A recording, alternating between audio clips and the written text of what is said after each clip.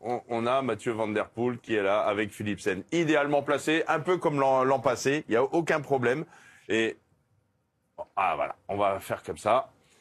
Et ce qui est intéressant aussi de voir, c'est que Cavendish, on parlait de Morkov, il va pas du tout lui faire confiance. Cavendish va calquer sa course sur Philipsen et sur Mathieu Van Der Poel.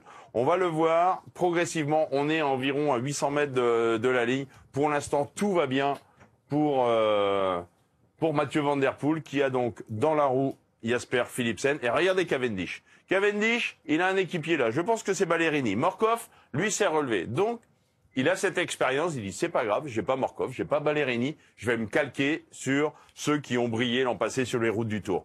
Et là, Cavendish, bon, ça va jouer un peu des épaules, comme d'habitude. Il y a aucun problème. Il veut absolument être dans la roue de Philipsen. Et c'est là que le bas blesse pour l'équipe alpecin.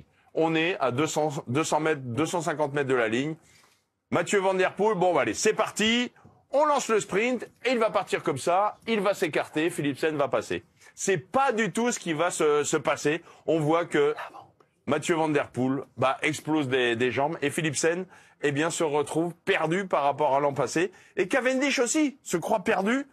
Mais sauf que Cavendish, il va trouver des trous de souris pour rester dans l'aspiration aux côtés de Coquard. Et lorsqu'il va trouver l'ouverture, là, c'est là où il m'a impressionné le plus.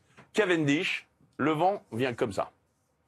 Et l'intelligence de Mark Cavendish, c'est que, vous savez, normalement, vous n'avez pas le droit de changer de ligne.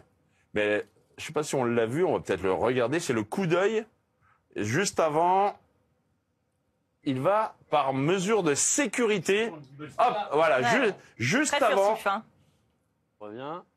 Là. Là, Il regarde, pour ne pas être déclassé, bien évidemment, car s'il fait ça et qu'il y a Gibbons et Coquard qui sont là, il est déclassé. Mais là, il voit que la voie est libre, et lorsque la voie est libre, on a le droit de changer de ligne. Il vient là, et Philipsen, désormais, il est dans le vent. Il est dans le vent. On se dit du grand Philipsen quand même, il est capable de battre Cavendish, mais à aucun moment, il reste dans la roue.